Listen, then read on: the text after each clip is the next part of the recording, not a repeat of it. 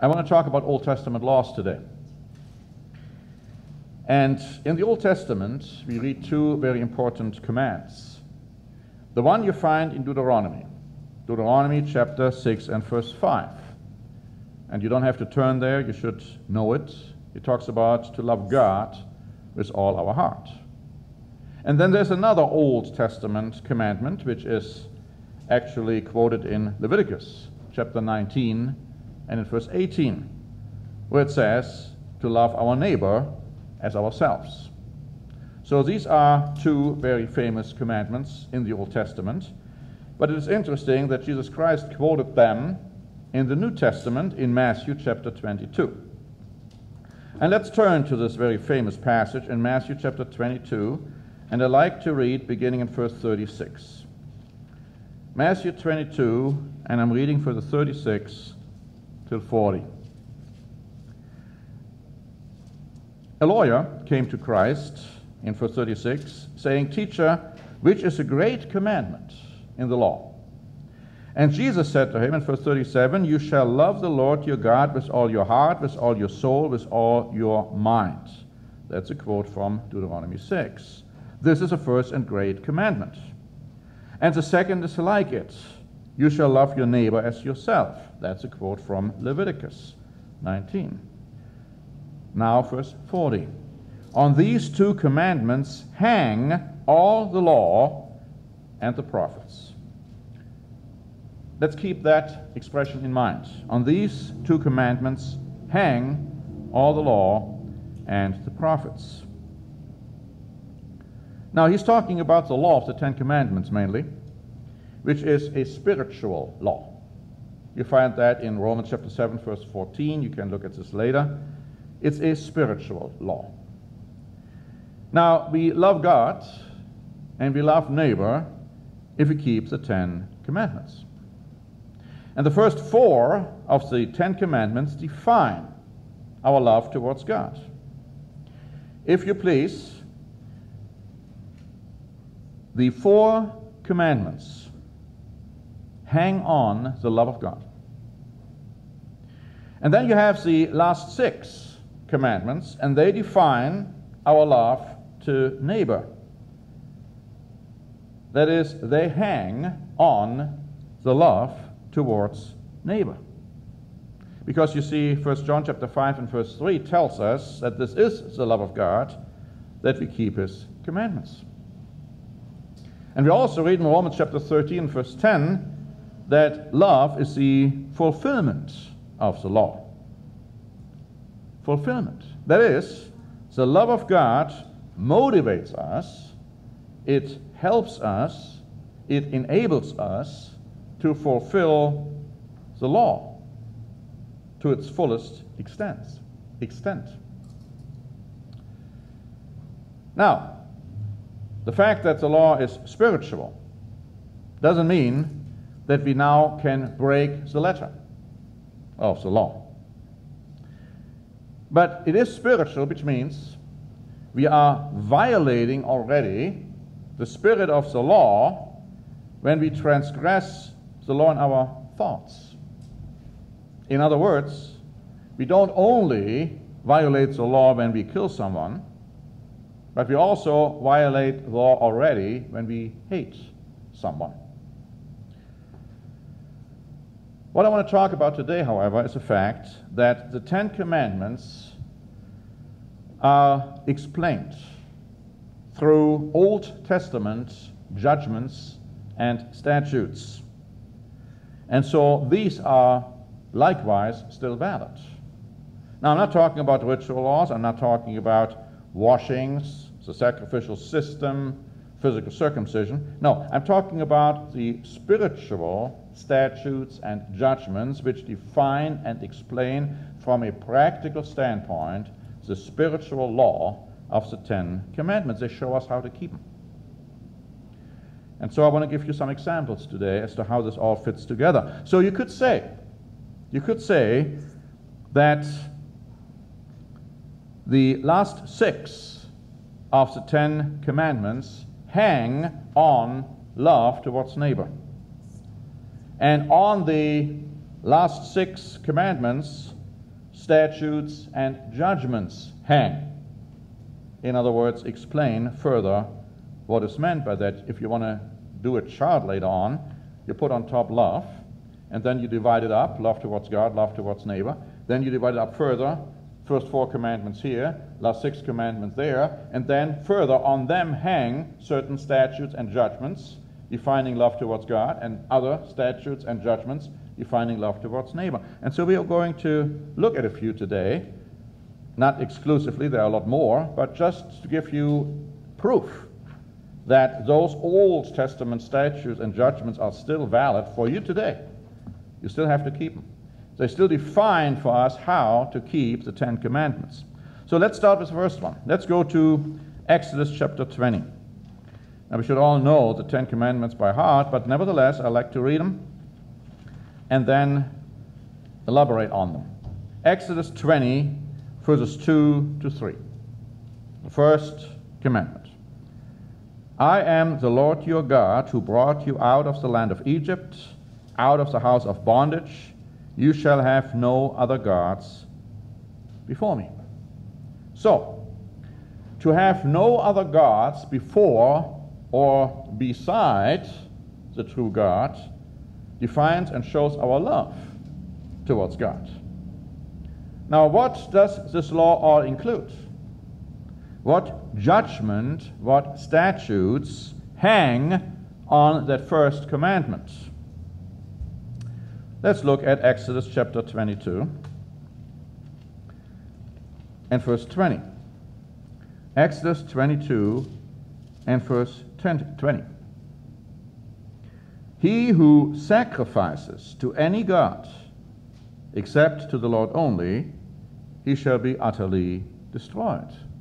So you're not to sacrifice or give any kind of a sacrifice to other gods. That could be monetary sacrifices today, monetary contributions, you just name it. It is clearly prohibited within the confines of the 10 Commandments. Notice Exodus chapter 23 and in verse 13. Exodus 23 and in verse 13. In all that I have said to you, be circumspect, and make no mention of the name of other gods, nor let it be heard from your mouth. No mention in the context of worship, of course. We are talking about the fact that we are not even to think in terms of the names of other gods, thinking that somehow they are related to the true God. That could include saints today. Many people pray to saints. In the Catholic Church, it's a very well-known custom to pray to saints. That's a saint then, who are allegedly in heaven, intervene on your behalf. It's all totally prohibited. It's all totally in complete violation of what the Bible says. Let's look at Exodus chapter 34. Exodus 34 and in verse 14. Exodus 34 and verse 14. You shall worship no other God, for the Lord, whose name is jealous, is a jealous God. Don't worship any other God than the true God. Now, the true God is a family. The concept that God is a Trinity would apply here. It would be another God. You don't worship that. It's a false God. And I'm not even talking about all the other gods in any of the other non-Christian religions. Now notice Leviticus chapter 20. Leviticus chapter 20. And notice verse 6. Leviticus 20 and in verse 6.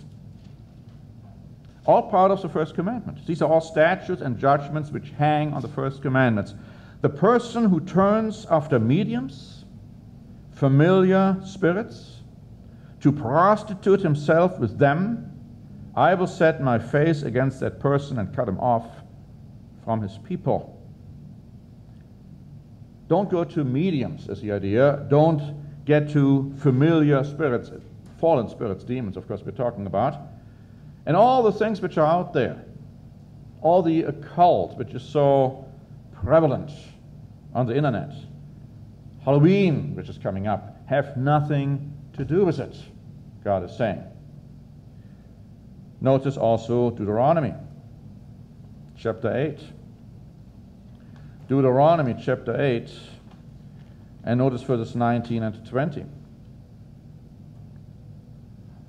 Deuteronomy chapter 8 and verse 19.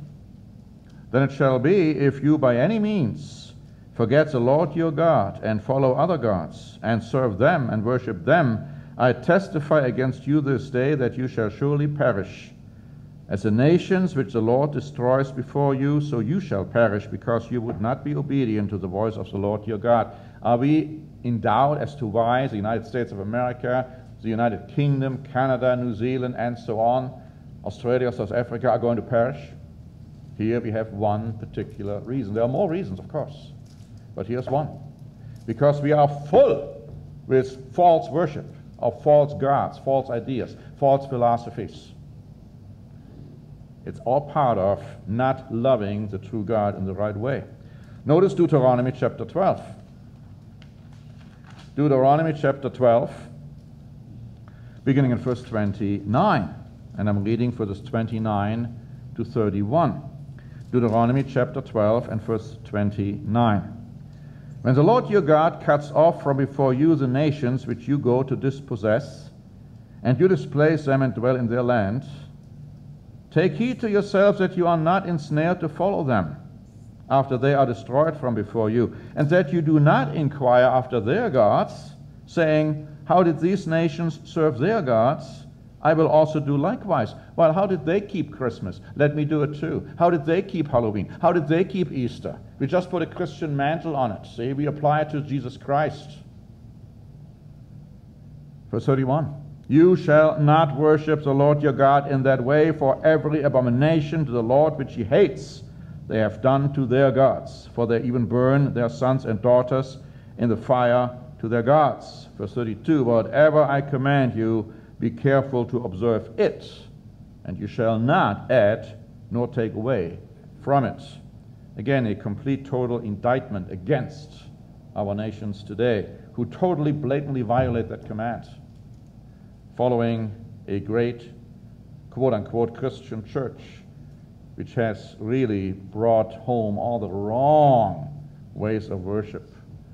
That woman, that fallen woman riding the beast in Revelation 17. Now, let's look at another one in Deuteronomy chapter 17, verses 2 to 4. Deuteronomy 17 and verse 2. It says, if there is found among you within any of your gates, which the Lord your God gives you, a man or a woman who has been wicked in the sight of the Lord your God, in transgressing his covenant, who has gone and served other gods and worshipped them, either the sun or the moon or any of the host of heaven, which I have not commanded, and it's told you, and you hear of it, then you shall inquire diligently. And if it is indeed true and certain that such an abomination has been committed in Israel, then of course you shall bring out to your gates that man or woman who has committed that wicked thing, and shall stone to death that man or woman with stones. Now we understand those penalties are no longer in effect today, but the principle are. The transgression is. Well, we wouldn't worship the sun or the moons, would we? Well, what about astrology? What about reading horoscopes, which are all based on these constellations? That's exactly what we can apply today too. It's all wrong. It's all the wrong kind of conduct. It is all totally in violation of the command to love God with all our heart. And then finally, let's look at Deuteronomy chapter 18, beginning in verse 9. We're all talking about the first commandment. It's going to be a long sermon today. Deuteronomy chapter 18 and verse 9. When you come into the land which the Lord your God is giving you, you shall not learn to follow the abomination of those nations. And there shall not be found among you anyone who makes his son or his daughter pass through the fire, or one who practices witchcraft. Boy, are we in a nation today, in nations which practice witchcraft in one way or another. Or a soothsayer, or one who interprets omens, or a sorcerer, or one who conjures spells, or a medium, or a spiritist, or one who calls up the dead. For all who do those things are an abomination to the Lord, and because of these abominations the Lord your God drives them out from before you. But you shall be blameless before the Lord your God, for these nations which you will dispossess listened to soothsayers and diviners. But as for you, the Lord your God has not appointed such for you. So we shouldn't do any of this. If we do, we don't love God. Any nation which does that doesn't love God. That's the first commandment. Let's go to the second. Let's go back to Exodus chapter 20. And let's notice the second commandment, verses 4 and 5. It's the second commandment. It's not part of the first, you see.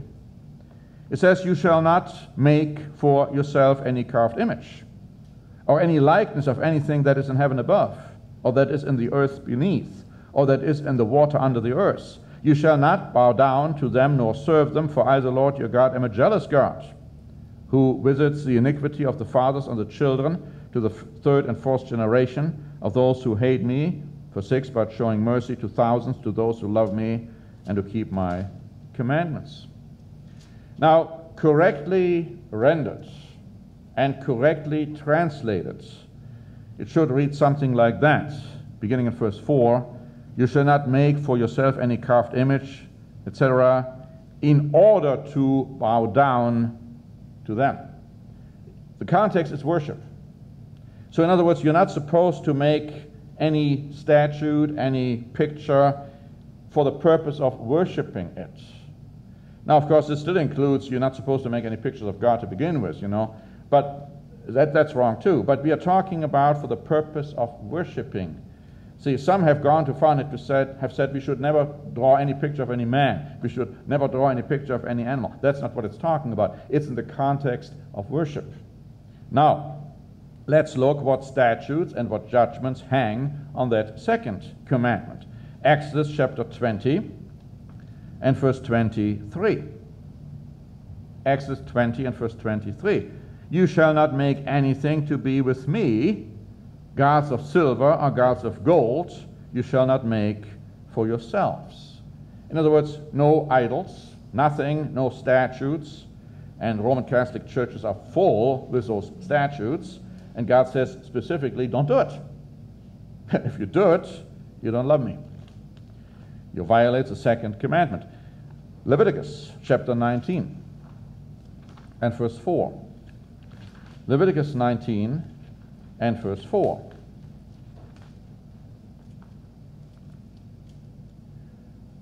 Do not turn to idols, nor make for yourselves molded gods. I am the Lord your God.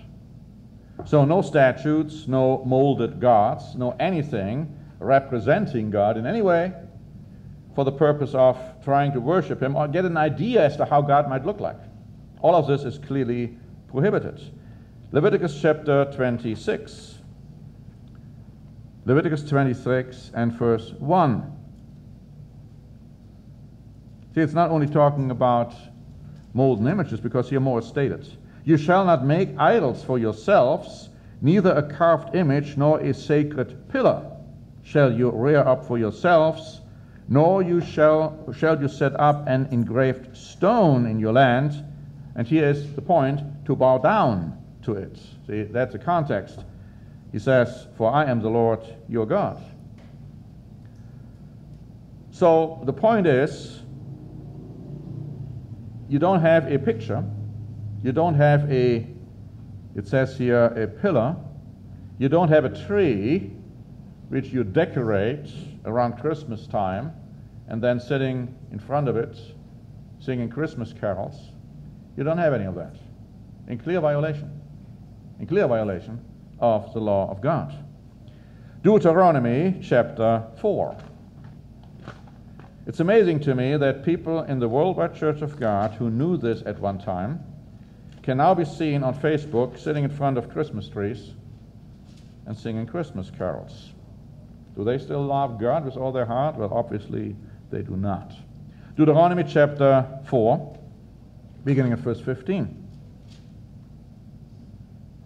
Take careful heed to yourselves, For you saw no form when the Lord spoke to you at Horeb out of the midst of the fire, lest you act corruptly and make for yourselves a carved image in the form of any figure, the likeness of male or female, the likeness of any beast that is on the earth, or the likeness of any winged bird that flies in the air. In the context of representing God, we're talking about, of course. The likeness of anything that creeps on the ground, or the likeness of any fish that is in the water beneath the earth. And take heed that lest you lift your eyes to heaven, and when you see the sun, the moon, the stars, all the host of heaven, you feel driven to worship them and serve them, which the Lord your God has given to all the peoples under the whole heaven as a heritage. But the Lord has taken you and brought you out of the iron furnace, out of Egypt, to be his people, his inheritance, as you are this day. Verse 21. Well, let's stop us there right now. It makes it very clear what we are not supposed to be doing. We're not supposed to be doing or creating pictures or statues of a man or an animal representing in our minds somehow God. Not only thinking, well, you know, this is how God looks, not even representing him. That's already prohibited as well. Deuteronomy 16. Deuteronomy 16, verses 21 and 22. See, again, the statutes and the judgments which we are reading here makes this clear. You wouldn't know all the details without some of these examples here. That's why God has them in here. Deuteronomy 16, verses 21 and 22. You shall not plant for yourselves any tree. Here we go. As a wooden image. Near the altar which you build for yourself to the Lord your God, you shall not set up a sacred pillar, which the Lord your God hates. Not a tree. Actually, we're talking about here a tree made out of wood, like the Christmas tree. We're also talking about, when it talks about here a picture or a statue, in the original it talks about a statue of Asherah, which is actually another name for Ishtar or Easter. So the Easter and Christmas celebrations were already well known at the time amongst the pagans. It didn't come in existence with Christ. They were existing long before Christ was born. And finally, Deuteronomy chapter 27. Deuteronomy 27 and in verse 15. Now, we are either blessed or we are cursed. We are blessed when we love God. We are cursed when we don't.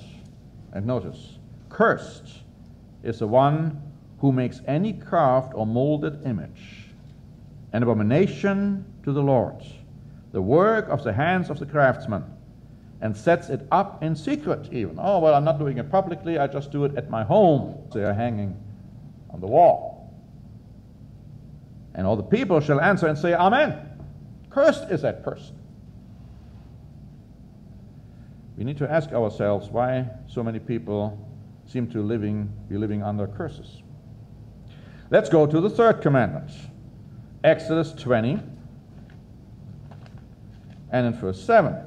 Exodus 20 and verse 7. You shall not take the name of the Lord your God in vain, for the Lord will not hold him guiltless who takes his name in vain. Now, what statutes, what judgments hang on this third commandment? For instance, Exodus 22 and in verse 28. It says, you shall not revile God, nor curse a ruler of your people. You shall not revile God. You shall not have any contempt for God or what God may be doing in your life. That's part of taking God's name in vain. Also notice Leviticus chapter 19. Leviticus 19 and verse 12.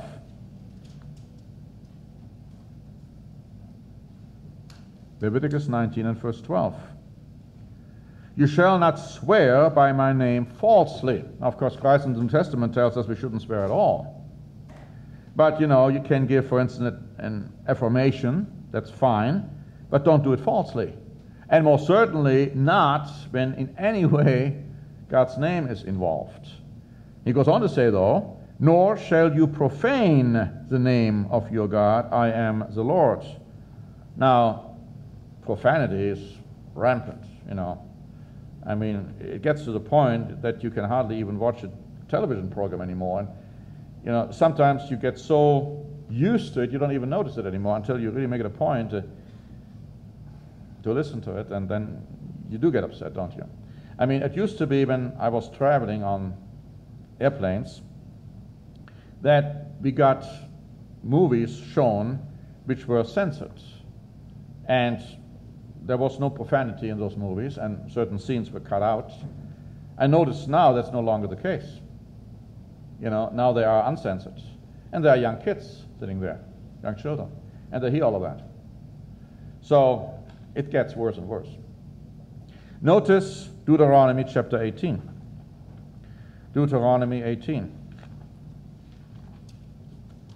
And even though some of the movies may be funny, but if you hear profanity all the time, you don't want to even watch the movie. At least that's how I feel. After a while, you get just sick of it, you know, and you wonder, some of that stuff is so totally superfluous, it's being put in, I don't know, maybe to get a certain rating or what.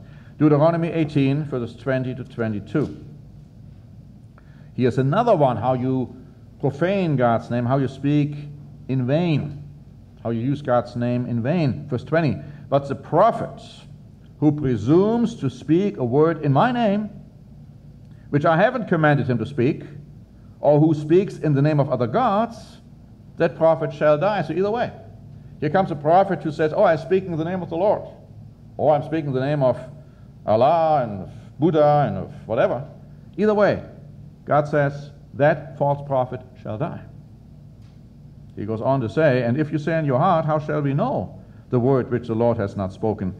When a prophet speaks in the name of the Lord, if the thing doesn't happen or come to pass, that is the thing which the Lord hasn't spoken. The prophet has spoken it presumptuously. You shall not be afraid of him. There are far too many who speak in the name of the Lord, giving us concepts as to when Christ might come back. Well, they say it's speculation, but at the same time, they speak with such authority that after a while, members feel like it's no longer speculation. I've heard somebody several years ago give a sermon, started off as saying it's speculation, and then everything he said was just total speculation. But since he said it so many times, when he was done, people felt that was the gospel truth. A great warning here not to do this, because God says, I will cut off those prophets, those ministers who say they speak with godly inspiration. So, remark a strong commandment to true ministers of God not to say anything wrongly in the name of God. If you don't know, if you cannot prove from the Bible, don't say it. But don't pretend as if you knew something others don't know. You give them something new which others don't have because you have that special insight. Very, very dangerous to do this. Let's go to the fourth commandment. Exodus chapter 20, and notice verse 8. Exodus 20 and verse 8. Now here comes a tough one for just about everybody outside the Church of God. Remember the Sabbath day to keep it holy. Remember the Sabbath day to keep it holy. You see, man cannot make anything holy. God made the Sabbath day holy when he created man. And so we have to remember the fact that God made the Sabbath day holy, and we have to keep it holy. Notice Deuteronomy chapter 5 gives you further additional information here. Deuteronomy chapter 5. And let's look at verses 12 to 14. Deuteronomy chapter 5 and beginning in verse 12.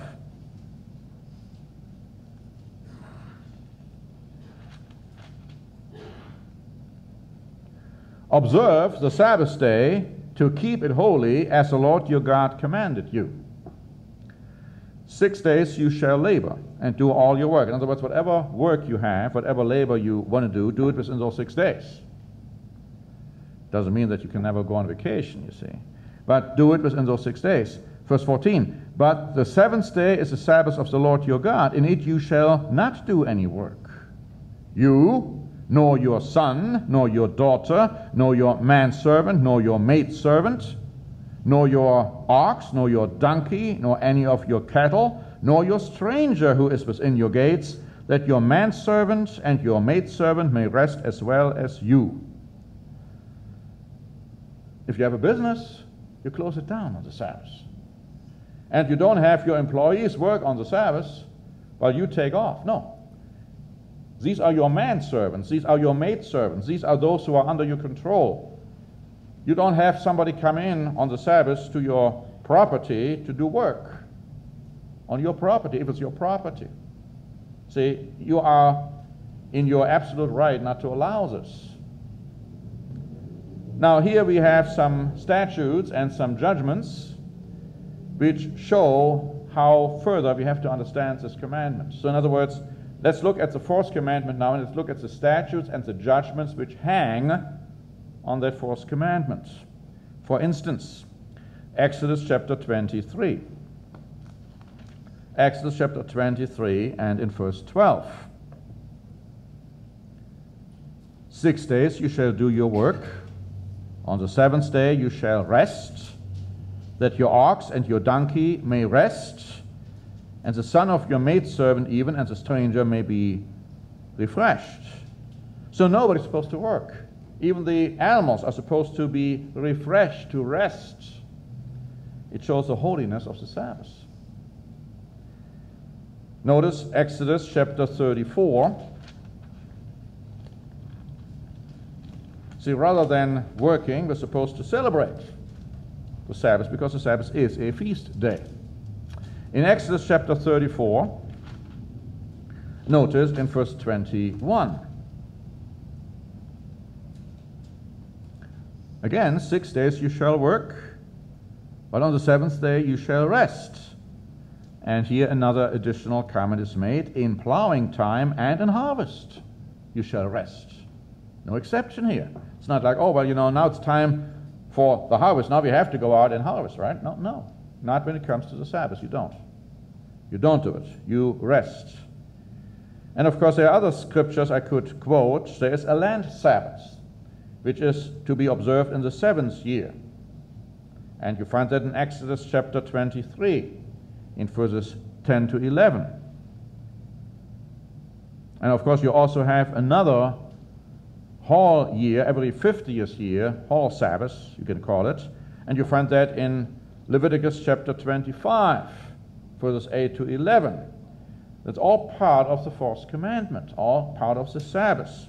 Now, some of these we might not be able today individually to observe them in that extent because they were more related to the entire nation, but we can do what we can do as individuals to stay within the spirit of those commandments. But here's another one I want to point out. Now, some may keep the weekly Sabbath. Some may have figured out some arguments which they want to accept intellectually that, yeah, well, we still have to keep the Sabbath, but they refuse. Virtually all refuse, except those in the Church of God, to keep the annual holy days. But the annual holy days are also Sabbaths. They're all part of the fourth commandment. Notice this in Leviticus chapter 23. Leviticus 23, and notice it in verse 32. Here it's talking about the Day of Atonement. The Day of Atonement we just kept. Notice how it's defined. In verse 32, it shall be to you a Sabbath of solemn rest, and you shall afflict your souls, and on the 9th day of the month at evening, from evening to evening, you shall celebrate your Sabbath. So the commandment, the fourth commandment to keep the Sabbath includes the commandment to keep the annual holy days, which are also Sabbath. So in other words, this statute, this judgment hangs on the fourth commandment. And of course, there are other statements here throughout the Bible which define holy days as Sabbaths. In the New Testament, for instance, the first day of unleavened bread is referred to as a high Sabbath. And so again, you can't do the one without the other. Now let's look at the fifth commandment. Now, just to explain, I understand, of course, the Jews do keep the Sabbath and the holy days to an extent, but not really in the way the Bible said it, because they don't keep the holy days completely either. When it comes to the Feast of Tabernacles, they don't keep the entire time. And of course, they also have some divisions as to when to keep certain days, counting different ways. Let's go to the fifth commandment in Exodus chapter 20. Exodus chapter 20 and in verse 12. Here's the fifth commandment.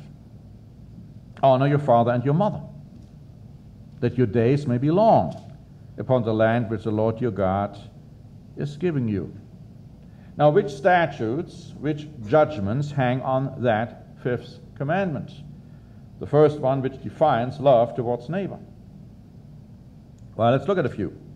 Exodus chapter 21 and in verse 15. Exodus 21 and verse 15. He who strikes his father or his mother shall surely be put to death. See, you don't honor your parents if you abuse them physically. God was very strong on that one. They had to be put to death when they did that. But not only are we talking about physical abuse, we're also talking about spiritual abuse. Exodus 21 and in verse 17, it says, he who curses his father or his mother shall surely be put to death. So, striking is out. Cursing is out. Rather, we find in Leviticus chapter 19 and in verse 3. Leviticus 19 and in verse 3.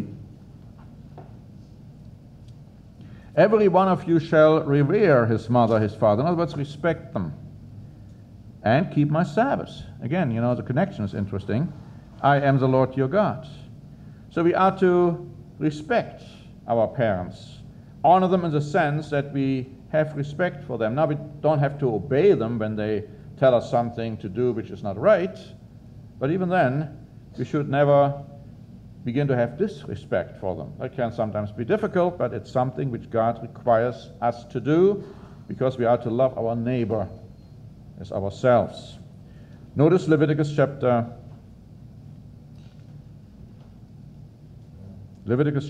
19 and in verse 32.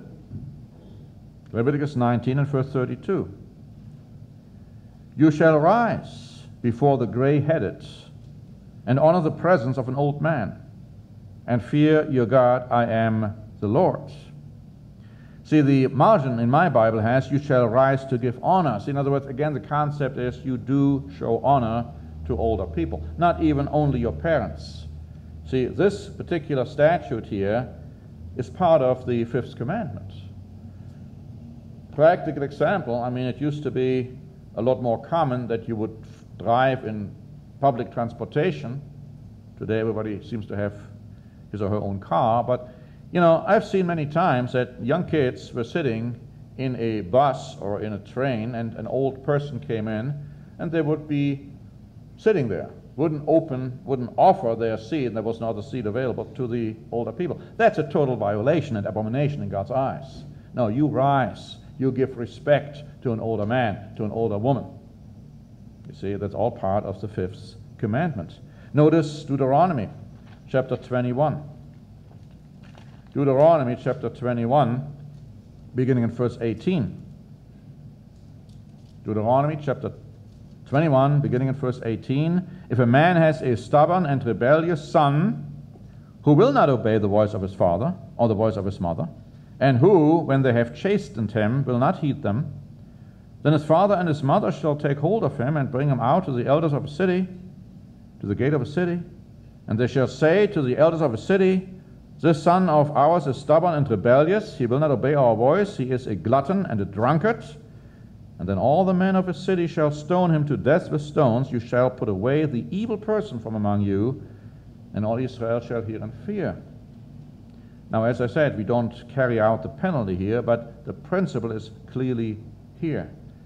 Parents cannot allow their children to be so disobedient that they don't follow their command. And you start when the children are small. When the children are older, it's going to be very tough. As I said, I'm going to prepare a sermon on child rearing. It's very important that we understand that. Here's one principle. It's one principle. And of course, here this son, we don't know how old he is, but he became a glutton and a drunkard and so on, and he was absolutely disobedient. Notice Deuteronomy chapter 27 and in verse 16. Deuteronomy 27 and verse 16. Cursed is the one who treats his father or his mother with contempt. And all the people shall say, Amen. Never treat your parents with contempt. That's something which doesn't show love towards your neighbor. Let's look at the next commandment, the sixth commandment, in Exodus chapter 20 and in verse 13. It's a hotly debated one, even in certain circles within the Church of God. Exodus 20 and verse 13, it says, you shall not murder, in the New King James. It says, you shall not kill, in the Authorized Version. And both renditions are correct, because killing and murdering in the context mean the same thing, as I will show you. Now, which statutes, which judgments hang on this commandment? Well, first of all, let's look at something you might not even think would fall under it, but it most certainly does. In Exodus 21 and in verse 12. He who strikes a man so that he dies shall surely be put to death. Now, he strikes the man so that he dies. It appears that this is talking about intentional killing. But there's more to it. Not only intentional killing is prohibited, because let's look at the next verse in verse 13. You see, here's intentional killing with an evil motive, which we are talking about in verse 13. But if he didn't lie in wait, but God delivered him into his hand, then I will appoint for you a place where he may flee. But verse 14, if a man acts with premeditation against his neighbor to kill him with guile, you shall take him from the altar, which normally gives protection, that he may die. So you have two scenarios. One is intentional killing with hatred, let's say, with guile, premeditation. The other one is negligent killing, if you please. But even negligent killing had a penalty. See, God allowed it. Why did God allow it? Right? So he had to flee, had to go to this place of safety, the city of refuge, and he had to stay there until the high priest died. And if he left that city, he could be killed. So there was still a penalty involved, because he obviously wasn't careful enough not to kill someone. And so that is also included in the command, which tells us not to kill. In Exodus chapter 21, well, let's go to Numbers. Let's now go to Numbers in chapter 31. Numbers 31.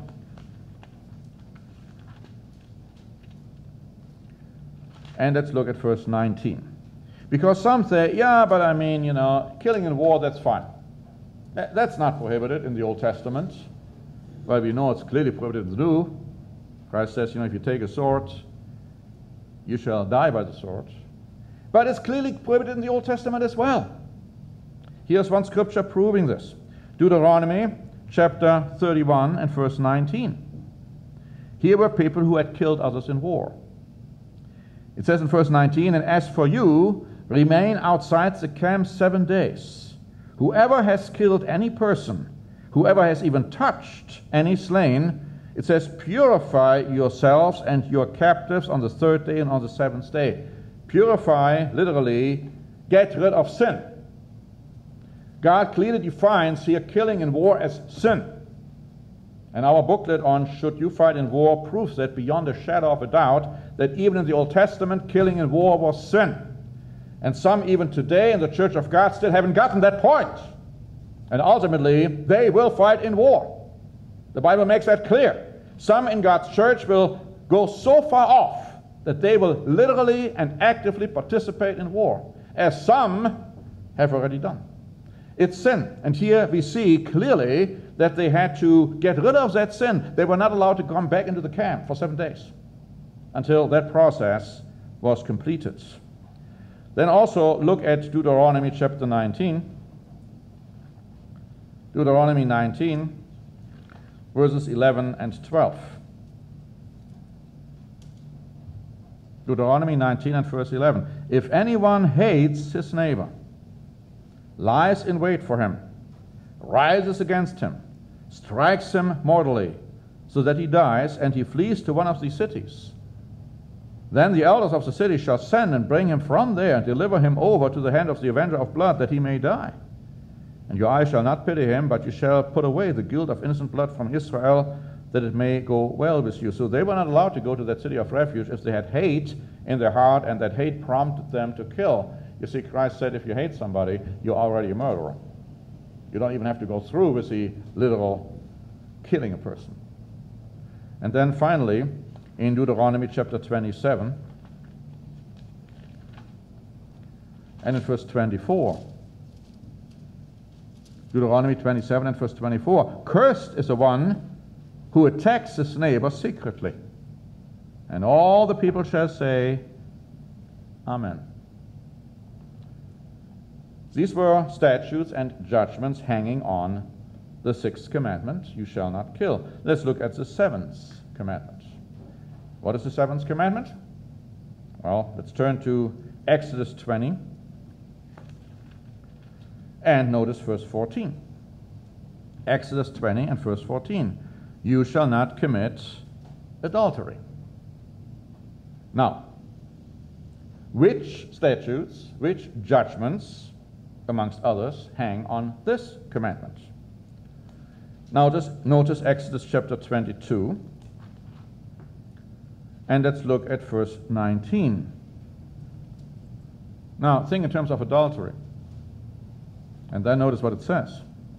Whoever lies with a beast shall surely be put to death. That's part of the commandment against committing adultery, because what you do is totally not within the confines of as to why God created sex. You're doing something outside the confines of marriage, and it's an abomination in God's eyes, no matter what it is. Because here is another one in Leviticus chapter 18 and verse 22. I was just reading in the paper that in the city of Houston, Texas, the city summoned in sermons from ministers who spoke on homosexuality. Well, they can get my sermon too, because notice, Leviticus 18 and verse 22, even though I'm not living in Houston, Texas. You shall not lie with a male as with a woman, it is an abomination. One of these statutes which define what it means not to commit adultery. Any sexual conduct outside the confines of marriage constitutes adultery. And marriage is between a man and a woman, period. One man and one woman. But what about fornication? Well, what I've said so far should already answer that one, but in Leviticus 19 and in verse 29. Leviticus 19 and verse 29.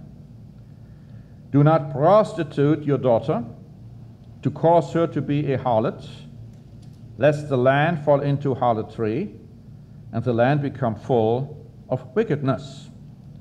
And also in chapter 21 and verse 9, the daughter of any priest even, if she profanes herself by playing the harlot, she profanes her father, because she also brings ill repute on the father, obviously, and she shall even be burned with fire. Very strong statements, very strong commandments. You see, that is, perhaps you could say, well, prostitution. Well, that doesn't necessarily mean that you cannot have any sexual relationships between two people who are not married yet. But look at Deuteronomy chapter 22. Deuteronomy chapter 22, beginning in verse 28. Now, if a man finds a young woman who is a virgin, who is not betrothed. Now, betrothed was more than just engaged. It was a contract. And if a woman was betrothed to a man, they were already considered man and wife, so that would already be the clear-cut adultery situation if something happened. Here is a virgin who is not betrothed yet, so she is still free in that sense. But notice how it goes on. And he seizes her and lies with her, and they are found out. Then the man who lay with her shall give to the young woman's father 50 shekels of silver, and she shall be his wife because he has humbled her. He shall not be permitted to divorce her all his days. You know, that provision was enacted to prevent that kind of thing from happening. Of course, there was an exception. If the father refused, then they didn't have to go through with it, but there was a strong warning for young people not to engage just for casual fun, so to speak, because there was a stiff consequence involved here. Fornication amongst those who are not married yet is in violation of the commandment against committing adultery. Now, it's very common in Germany that young people live together, or even older people live together without being married. But what customs may allow is immaterial to us, because we look at what the Bible says, and the Bible doesn't allow it. Now let's look at the 8th commandment. Exodus chapter 20. Exodus chapter 20 and in verse 15. Another very short one. You shall not steal. You shall not steal. Now let's look at some of the statutes and judgments which define this further, or again asking the question, what statutes and judgments hang on this commandment not to steal? Exodus 21 and in verse 16. Exodus 21 and verse 16. He who kidnaps a man and sells him, or if he is found in his hand, shall surely be put to death. Now, is kidnapping a person stealing? Is this actually an interpretation, an explanation of what stealing means? Well, let's look at Deuteronomy chapter 24. And let's look at verse 7. If a man is found kidnapping any of his brethren of the children of Israel, and mistreats him or sells him, then that kidnapper shall die, and you shall put away the evil person from among you. Now, if you look at some other translations where it talks about kidnapping, it actually means stealing. In fact, my margin says it too. If a man is found literally stealing any of his brethren. So kidnapping is stealing. When it says you shall not steal, it includes kidnapping another human being. And there's a lot of stealing going on, and has been going on. Think of the abominable curse of slavery throughout the centuries. I mean, a terrible curse actually was put on those who were engaging this kind of stuff. Now, the Bible clearly condemns that. Notice also in Leviticus chapter 19. Leviticus 19. And notice verse 36. Leviticus 19 and verse 36. You shall have just balances, just weights, a just ephah, and a just hen. And I am the Lord your God who brought you out of the land of Egypt. So in other words, if you don't have just balances, you sell something to somebody else, and it's not very honest, then of course you are stealing from that person, because you're getting something in return you're not really entitled to. So that's an aspect of stealing, an aspect of something which the 8th commandment prohibits. Now here's another one. Another one which applies to individuals, which applies to nations, and I don't know, I almost feel like every nation is guilty of that violation, of that transgression of God's law, in Deuteronomy chapter 27. when you think of what's going on in the Middle East, that is actually the bone of contention right here. Because in Deuteronomy chapter 27 and in verse 17, Deuteronomy 27 and verse 17, cursed is the one who moves his neighbor's landmark. And all the people shall say, Amen. And if you go back to Deuteronomy chapter 19 and in verse 14, you read this, Deuteronomy 19 and verse 14. You shall not remove your neighbor's landmark, which the men of old have set, in your inheritance, which you will inherit in the land that the Lord your God is giving you to possess. You see, the Israelites were not allowed, for instance, to occupy certain lands because God says, no, I haven't given those to you. And today neighbors, well, might be trying to do this all the time, to remove or change the landmark just to get a bit more property, and God says you are a thief if you do. But there is another way of stealing, which can be found in Malachi chapter 3. Another statute which defines and explains more the 8th commandment. Malachi chapter 3, verses 8 and 9. Malachi chapter 3 and verse 8, will a man rob God? Or you could say, will a man steal from God? And yet you have robbed me. But you say, in what way have we robbed you? The answer, in tithes and offerings.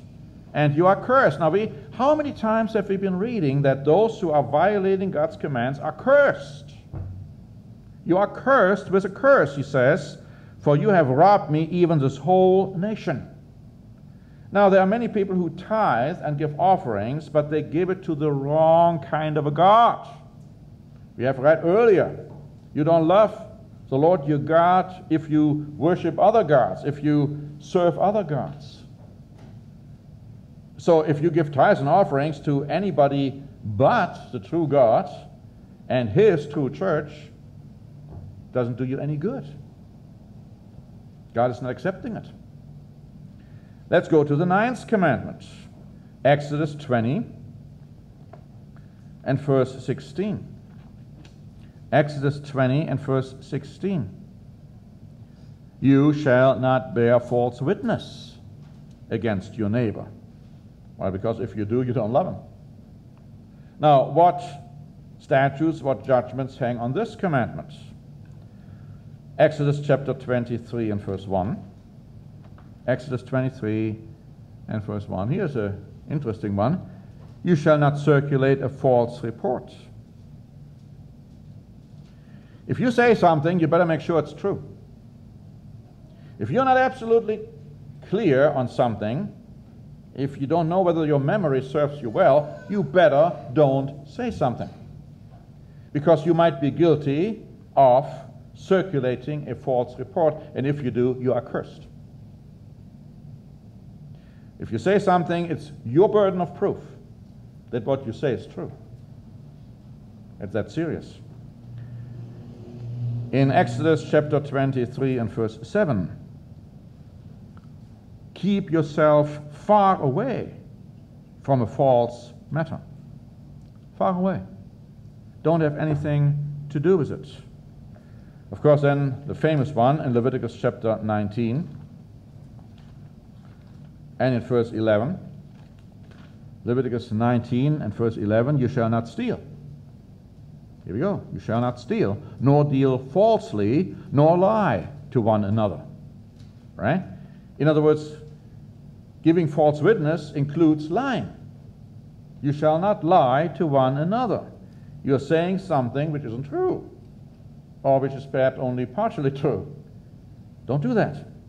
It's in violation of the 9th commandment. Also Leviticus chapter 19 and verse 16.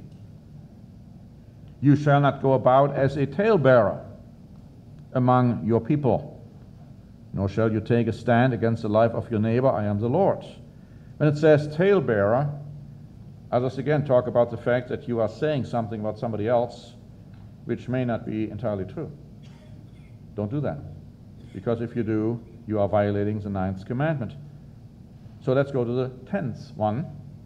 in Exodus chapter 20. Now, of course, I understand that the Catholic Church, for instance, they have a different way of numbering it because they don't want to get rid of the commandment, or they want to get rid of the commandment against idolatry. No, this is the 10th commandment here. Exodus chapter 20 and in verse 17.